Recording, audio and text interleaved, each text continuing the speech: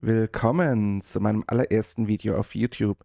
Ich habe natürlich hier auch direkt ein besonderes Game mitgebracht und das schauen wir uns an. Das ist Habub, eine ziemlich offene Map.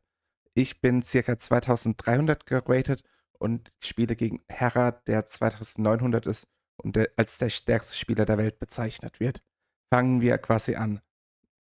Die erste Besonderheit in meinem Spielstil ist, dass ich hier das gegnerische Holzfällerlager scouten will. Habe ich in dieser Sekunde gemacht. Anschließend wollte ich ihn ein wenig nerven und versuchen, sein Großwild zu mir zu pushen. Natürlich seine erste Reaktion ist, dass er dann mit dem Scout kommt und meinen Scout angreifen wird.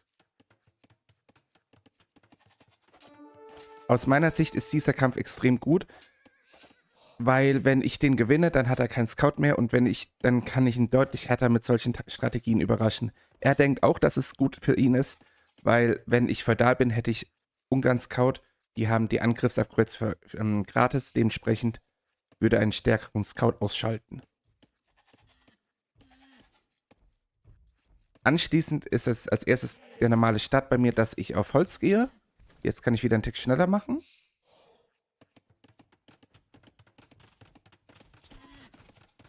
Natürlich nerv ich ihn hier nochmal und versuche ihm sein letztes Großfeld zu mir zu pushen.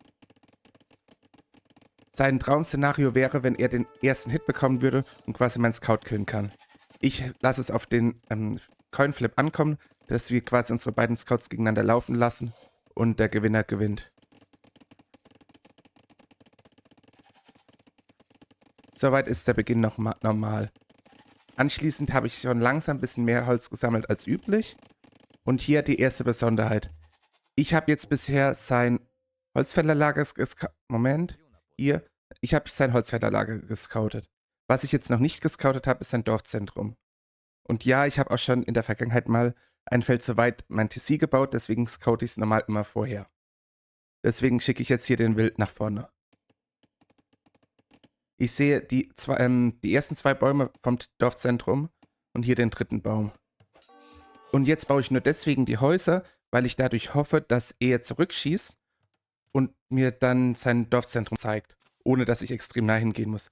Hat er jetzt einmal kurz den Will einquartiert, hat das Dorfzentrum einmal geschossen und mir zumindest die Position gezeigt. Ist für nachher für meine Strategie extrem hilfreich. Ich sehe jetzt zumindest hier die übliche Feudaleröffnung von Hera mit einer Kaserne. Und jetzt kommt gleich die Überraschung. Jetzt aus Heras Sicht, er kann nur die zwei Dorfbewohner sehen. Hier hinten kann er gar nichts sehen.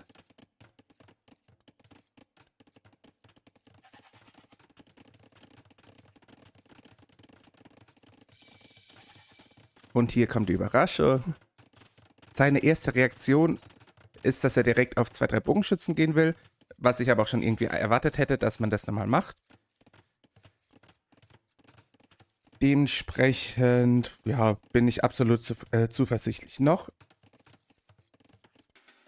Jetzt mache ich ein klein wenig schneller, bis es wieder was passiert. Würde am liebsten, also ich merke, er schießt nicht zurück mit dem Dorfzentrum. Ansonsten würde ich die Wills alle beim Holz belassen und hoffen, dass ich den Fight am Ende knapp gewinne. Und jetzt kommt die Überraschung hier von der anderen Seite, dass ich die Wills jetzt noch hier rumgeschickt habe, damit ich hier etwas an seinem Holzfäller-Lager für Unruhe stiften kann.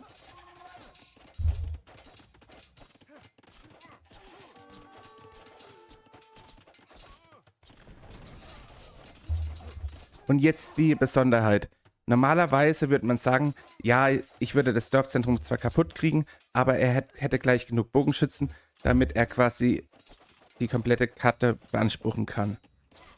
Dementsprechend ist natürlich meine Counterstrategie dagegen, dass ich mit meinen Wills komplett sein gegnerisches Holzfällerlager angreife, weil wenn er zufällig in dem Moment unter 100 Holz ist, beziehungsweise unter 60, wird er nicht in der Lage sein, wieder an Holz zu kommen und dann habe ich irgendwie doch gewonnen, beziehungsweise ist es mindestens eine Pattsituation. Und das war extremer Glück, dass ich das beides fast im gleichen Zeitraum kaputt gekriegt habe. Somit konnte er nicht jetzt nochmal Holz abgeben. Er hat immer mal wieder ein bisschen repariert, was beim Dorfzentrum, das 4-mal so teuer ist wie andere Gebäude beim Reparieren, natürlich sehr stark auf sein Holz gehen. Und jetzt haben wir die kuriose Situation, Er hat jetzt deutlich mehr Bevölkerung. Ich habe nur 11 Dorfbewohner, aber ich habe ein Dorfzentrum. Ich kann jederzeit Holz abgeben, wenn ich überhaupt noch an Bäume komme. Zum Beispiel, ich kann hier noch ein bisschen Holz hacken und hier. Und dann schauen. Und die erste Reaktion von ihm ist natürlich, er kann will es jetzt eigentlich nichts mehr machen, er muss mal meine Gebäude angreifen. Also ich habe mir in dem Moment gedacht, als ich das gesehen hatte hier unten, dass ich es wahrscheinlich gewonnen hatte. Es gibt immer noch eine kleine Restchance, dass jemand trotzdem Gebäude angreift und dann trotzdem noch gerade so genug Holz hat für ein Holzfällerlager. Aber ich konnte es mit Gewissheit noch nicht sagen, weil die erste Sache ist, die, wenn man in so einer Situation ist, natürlich die Karte scoutet, ob ich irgendwo noch an Holz komme. Und vielleicht gibt es noch die Möglichkeit, dass Hera gewinnen kann, wenn er hier also die Bogenschützen hat und quasi dafür sorgen kann, dass ich außer den Rohstoffen hier und hier, also direkt am Dorfzentrum, nichts mehr bekommen kann. Ich hatte jetzt auch die größte Angst, wenn ich jetzt zum Beispiel jetzt schon das Dorfzentrum hier neu gebaut hätte, dann hätte ich vielleicht am Ende Probleme gehabt mit den Bogenschützen. Oder vielleicht hätte er noch ein paar Wills mehr hier in der Gegend gehabt. Und dann hätte er es vielleicht kriegen können. Daher dachte ich mal, ich spiele es jetzt langsamer, weil ich wahrscheinlich es gewonnen habe. Ich kann es noch nicht 100% sagen.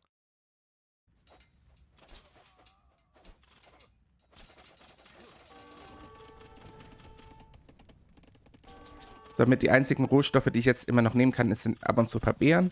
Er schießt zwar ab und zu ein bisschen mit seinen Bogenschützen drauf, aber schlussendlich wird er das nicht verhindern können.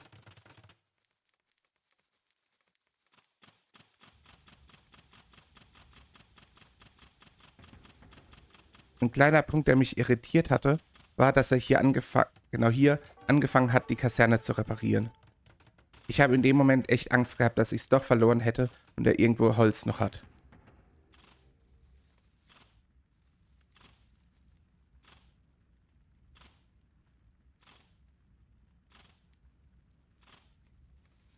Aber er hat jetzt auf einmal aufgehört, daher dachte ich, vielleicht war es noch das Restholz, das er hatte, dass er das dann größtenteils hier verbraucht hatte, weil er hier nicht aufgepasst hat. Er wollte hier die Mauer hinten dran bauen, hat versehentlich auf die Kaserne geklickt und dann ist die automatische Reaktion von den Dorfbewohnern, die Kaserne zu reparieren. Und ich habe mir immer noch ein bisschen Angst gehabt. Sein Score ist mittlerweile doppelt so hoch. Er hatte ungefähr 300-400 Score weniger zu Beginn meines Angriffs. Und jetzt bin ich quasi, jetzt ist es quasi wirklich eine Pattsituation. Ich habe jetzt 400 Holz. Wenn ich feudal gehen will, bräuchte ich 2 Gebäude. Also wenn ich auf Plänkler gehen wollte, bräuchte ich jetzt zum Beispiel eine Mühle und eine Kaserne, um hochzukommen und dann noch eine Schießanlage. Das wären 450 Holz, das ich dafür bräuchte. Ich könnte was zum Beispiel gehen würde, wäre, wenn ich hochgehe und einen Markt bauen würde. Dafür bräuchte ich 200, um hochzukommen, plus nochmal 175, also 375. Und dann hätte ich eigentlich auch fast keine Rohstoffe, die ich mehr verkaufen könnte. Daher ich glaube nicht, dass das auch funktioniert hätte. Ich habe da wirklich jetzt in dieser Situation ein paar Minuten verbracht und überlegt, was kann ich machen, um aus diesem Part rauszukommen. Ich habe mit ihm ein bisschen geschrieben. Er denkt, dass meine Win-Condition ist, dass ich irgendwo noch Wills außen hätte und dort am Holz wäre. Meine größte Angst war, wenn er vorhin schon Holz hatte, ob er jetzt noch Holz hätte, um irgendwo einen Turm zu bauen und ganz, ganz, ganz langsam mein Dorfzentrum kaputt zu schießen. Aber das war meine Befürchtung, dass es quasi ein Stalemate ist. Er weiß auch nicht, wie viele Rohstoffe ich habe. Ich hatte zum Glück das komplette Holz, das ich jetzt hier angesammelt hatte, was ursprünglich dafür gedacht war, dass, falls er zurückschießen würde mit seinem TC, dass ich den TC-Fight knapp gewinnen würde. Deswegen habe ich hier auch noch ein bisschen Holz übrig. Ich hatte zusätzlich auch noch die Beeren, deswegen habe ich hier auch gut Nahrung noch. Aber wenn ich es jetzt normal gespielt hätte, dass ich jetzt gedacht hätte, ich gehe feudal und gucke, dass ich so gewinne, dann glaube ich, wäre das wirklich zu einem Stalemate gekommen.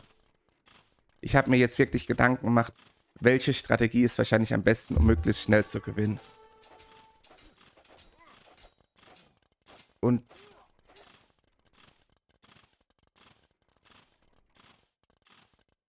jetzt komme ich auf die Idee, ich baue mein Dorfzentrum näher am Holz und dann kann ich quasi hier durch die Mauer mich langsam durchkämpfen und dann bin ich auf einmal an Holz und er kann es eigentlich nicht mehr wirklich verhindern. Er hat 2, 3 Bogenschützen, aber da er nicht mehr Fletching hat, macht er nur 2 Schaden pro Angriff. Dementsprechend könnte ich ziemlich lang Holz fällen und ich kann noch zusätzlich meine Dorfbewohner im Dorfzentrum halten. Was jetzt auch lustig ist, ich glaube, das war die einzige Strategie, die hier funktioniert hätte. Die anderen, dachte ich bei allen anderen, wer hätte es irgendwo gescheitert, sei es, dass ich zum Beispiel keinen Turm bauen könnte, weil mir da 30 Steine fehlen würden. Da war ich dann irgendwie doch stolz, dass ich am Ende auf die Idee gekommen bin, das Dorfzentrum ein paar Felder rüber zu verschieben. Früher hätte es vielleicht auch klappen können, aber ich hatte Angst, dass er dann mit 10, 12 Wills kommt und den 3 Bogenschützen es schafft, mein Dorfzentrum zu verhindern. Oder so viel killt, dass er danach das Dorfzentrum mit seinen Wills quasi einreißen könnte.